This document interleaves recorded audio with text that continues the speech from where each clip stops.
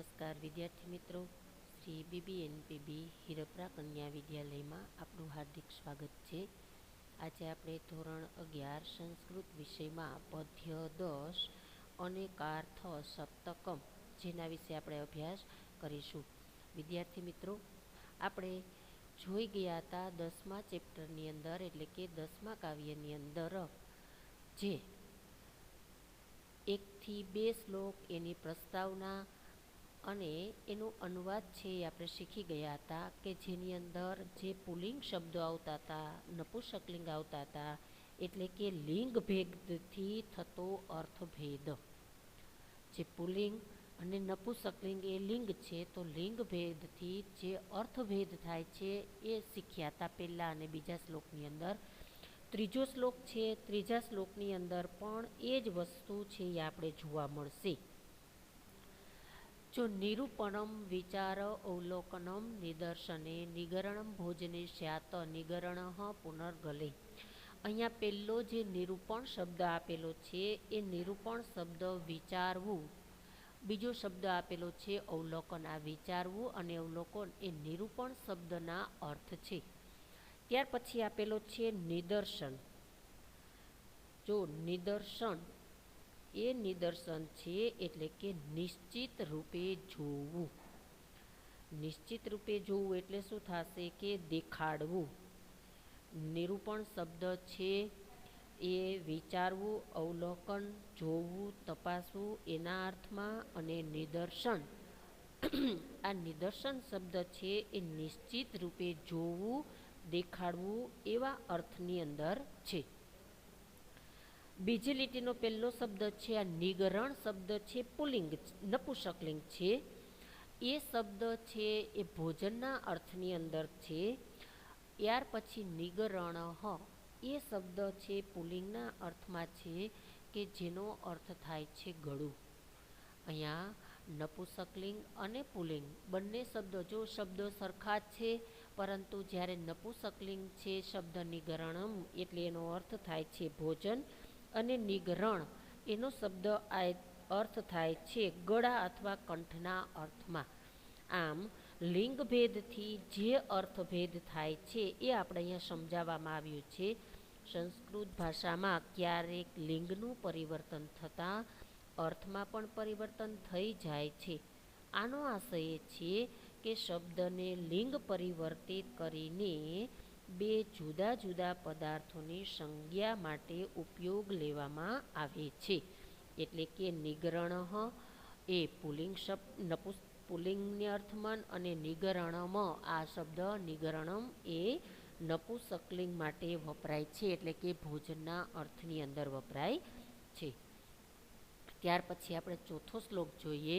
ભૃશમ પ્રકર્ષ્ય અર્થે ચ સામિત્વ અર્ધે જુગુપ્સિતે અયી પ્રશ્નને અનુનયે સ્યાત અયે ક્રોધ વિષાદયો. અહીંયા ભૃશમ છે આ શબ્દ અત્યંત એટલે કે એ અવયવ છે, અને પ્રકર્ષ એટલે કે અધિકતા અથવા ઉત્કૃષ્ટતાના અર્થમાં છે. ભૃશમ એ અવયવ છે અને પ્રકર્ષ એટલે કે અધિકતા. જો ભૃશમ એટલે પણ અત્યંત થાય એટલે કે વધારે, પરંતુ એ અવયવ છે, અને પ્રકૃષ્ટતા એટલે અધિકતા એ અર્થની અંદર છે. અને અત્યર્થે શબ્દ છે એટલે કે અતિ વધારે પડતું ના અર્થની અંદર વપરાયેલા છે. ભૃશમ એટલે અવયવ એટલે કે અત્યંત, પછી પ્રકર્ષે એટલે કે અધિકતાના અર્થમાં, અને સામી શબ્દ છે એ અવયવ અડધું એવા અર્થની અંદર, અર્ધે એટલે કે સામી એ પણ અવયવ છે, એ અર્ધના અર્થમાં એટલે કે અડધાના અર્થમાં. જુગુપ્સિતે એ પણ અવયવ છે કે જે નિંદનીયના અર્થની અંદર વપરાયેલા છે. ભૃશમ. ત્યાર પછી શું આપેલો છે શબ્દ સામી અને જુગુપ્સે. ત્રણેય શબ્દો છે એ અવયવ એના અર્થની અંદર વપરાયેલા છે. અયી એ અવયવ પ્રશ્ન કરવાના અર્થમાં, અયી પ્રશ્નને અનુયયે એટલે કે અયી શબ્દ છે એ પ્રશ્ન કરવાના અર્થમાં, અને અનુનયે એ વિનય કરવાના સંદર્ભમાં અયી એ પ્રશ્ન કરવાના અને અનુનયે એ વિનય કરવાના સંદર્ભમાં એ અને સ્યાત અયે ફરી પાછો અવયવ છે એ ક્રોધના અર્થમાં, ક્રોધ અથવા ગુસ્સા વ્યક્ત કરવાના અર્થમાં અને વિષાદ એ શોક કરવાના અર્થની અંદર વપરાયેલું છે. આમ શબ્દો એક જ હોય છે, પરંતુ જ્યારે લિંગ પરિવર્તન થાય છે અથવા અવયવના અર્થની અંદર વપરાય છે ત્યારે શબ્દોના અર્થ છે એ જુદા જુદા પ્રયોજાય છે. ત્યાર પછી 5મો શ્લોક છે ભૂ ભૂમિ અચલ અનંતા રસા વિશ્વંભરા સ્થિતા ધરા ધરિત્રી ધરણી ક્ષોણી અર્જ્યા કાશ્યપી ક્ષિતિ. જો બાળકો આ બધા જ શબ્દો છે અહીંયા એ જે ભૂમિ છે, ધરતી છે, એના બધા શબ્દો છે એના અર્થમાં વપરાયેલા છે. જો ભૂ એટલે ભૂમિ અથવા ભૂ ભૂમિ અચલા, મોટાભાગના શબ્દો એવા છે કે જે શબ્દો છે એ જ એનો અર્થ છે. પછી અનંતા રસા વિશ્વંભરા સ્થિતા ધરા ધરિત્રી ધરણી ક્ષોણી જ્યાં, બંને શબ્દો છૂટા પડશે, ક્ષોણી જ્યાં કાશ્યપી અને ક્ષિતિ, આ બધા જ શબ્દો છે ધરતીના અર્થની અંદર વપરાયેલા છે. સર્વસહા વસુમતી વસુધુર્વી વસુંધરા ગોત્રા કુહુ પૃથ્વી ક્ષમા અવની,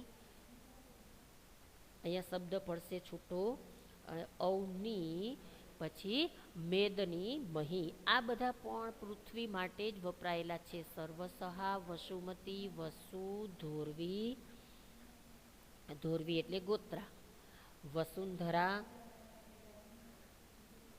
ત્યાર પછી શબ્દ છે અહીંયા કુ, પછી પૃથ્વી, અહીંયા જે ગોત્રા શબ્દ છે કુહુ પૃથ્વી, પૃથ્વી, ક્ષમા, અવની, મેદની અને મહી, આ બધા જ શબ્દો છે. એટલે કે શ્લોક નંબર 5 અને 6 ની અંદર આ બધા જ શબ્દો છે ધરતીના અર્થની અંદર પ્રયોજાયેલા છે, એના સમાનાર્થી છે. 7મો શ્લોક છે સત્તા સતાયામ અસ્તિ ભવતી વિદ્યતે ચ અથ જન્મની ઉત્પદ્યતે જાયતે ચ પ્રરોહ્ય ઉદ્ભવતી, પ્રરોહતી ઉદ્ભવતી. અહીંયા સત્તા અર્થાંત હોવાપણાના અર્થમાં અસ્તિ છે. સત્તા અર્થાંત હોવાપણાના અર્થમાં અસ્તિ, ભવતી અને વિદ્યતે એવું ક્રિયાપદ છે. જન્મની એટલે કે જન્મના અર્થની અંદર એ ઉત્પદ્યતે જે ઉત્પન્ન થયેલું હોય છે. અહીંયા જે સત્તા છે એના અર્થની અંદર હોવાપણું અથવા અસ્તિ, ભવતી વિદ્યતે એવું ક્રિયાપદ છે. જન્મના અર્થમાં ઉત્પદ્યતે, જાયતે, પ્રરોહતી અને ઉદ્ભવતી એવું ક્રિયાપદ છે. જો આ 7મા શ્લોકની અંદર આપણે ક્રિયાપદો છે એની સમજૂતી આપી છે. વિદ્યાર્થી મિત્રો, આપણે 10મું કાવ્ય છે એના જે 7 શ્લોકો, કારણ કે શિક્ષક જ હતું અનેકાર્થ સપ્તકમ, એટલે કે 7 શ્લોકની અંદર શબ્દોના જે અર્થભેદો છે એ આપણે સમજાવેલા છે. એની અંદર પુલ્લિંગ, નપુંસકલિંગ, અવયવ અને ક્રિયાપદ, આ દ્વારા કેવો અર્થ છે નિષ્પન્ન થાય છે એ આપણે સમજાવેલું છે. આપણે આગળના પીરિયડની અંદર આપણે એના સ્વાધ્યાય, કાવ્ય 10ના સ્વાધ્યાય વિશે પરિચય છે પ્રાપ્ત કરશું.